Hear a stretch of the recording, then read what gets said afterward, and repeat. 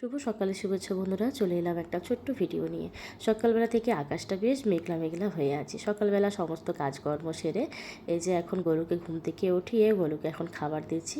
তো ওকে প্রত্যেকদিন সকালবেলা যেটা দেওয়া হচ্ছে এখন সেটা হচ্ছে বর্নভিটা, আর কোনো দিন বিস্কুট, কোনো দিন ব্রেড থাকে। যেদিন যেটা ইচ্ছে হয় সেদিনই সেটা খাই। আর এই যে এখন নিজেও একটু চা খেয়ে নেব। সকালবেলা যেহেতু গোপাল সোনার সেবা দিই, গোপাল সোনার সেবা দেওয়ার আগে আমি চা বিস্কুট কোনো কিছুই খাই না। তাই এই যে স্নান টান সেরে পুজো করে এসে এখন একটু চা নিয়ে বসলাম। আর গলুর বাবাও এই ঘুম থেকে উঠলো, তার ওকেও দিয়ে দিলাম ব্রেড আর চা।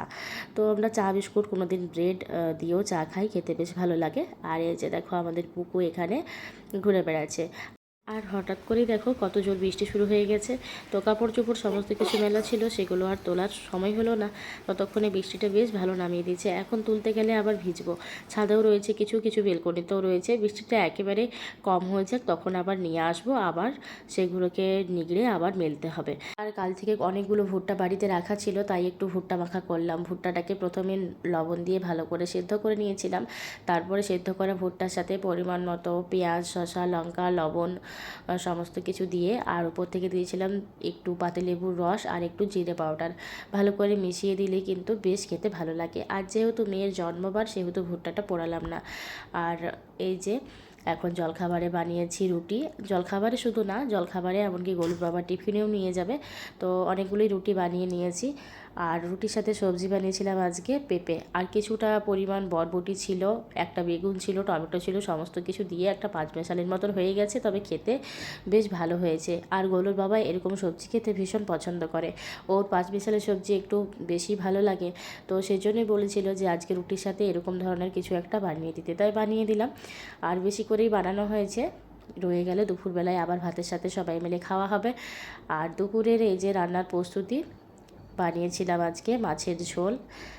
এই বর্ষাকালে বৃষ্টি পড়লেই আমার রান্না বান্না করতে কিছু ভালো লাগে না। আর যদিও রান্না করতে ভালো লাগে, তাহলে মনে হয় একটু গরম গরম খিচুড়ি রান্না করি, কারণ খিচুড়ি আমার বেশ পছন্দের একটা খাবার। তো প্রতিদিন তো আর একই খাবার ভালো লাগবে না, তাই এই যে মাছটা আজকে একটু অন্যরকমভাবে বানালাম। আর এখানে বানিয়েছি এই যে টমেটো আলু দিয়ে পোস্ত। আর এই যে রয়েছে ভাত, ভাতের ফ্যানটাকেও ঝরিয়ে নিলাম। তবে বেশি কিছু রান্না বান্না আজকে করিনি। আর এই যে শেষে করলাম একটু টমেটোর চাটনি। মোটামুটি এগুলো দিয়েই দুপুরের খাওয়া দাওয়াটা আজকে হয়ে যাবে।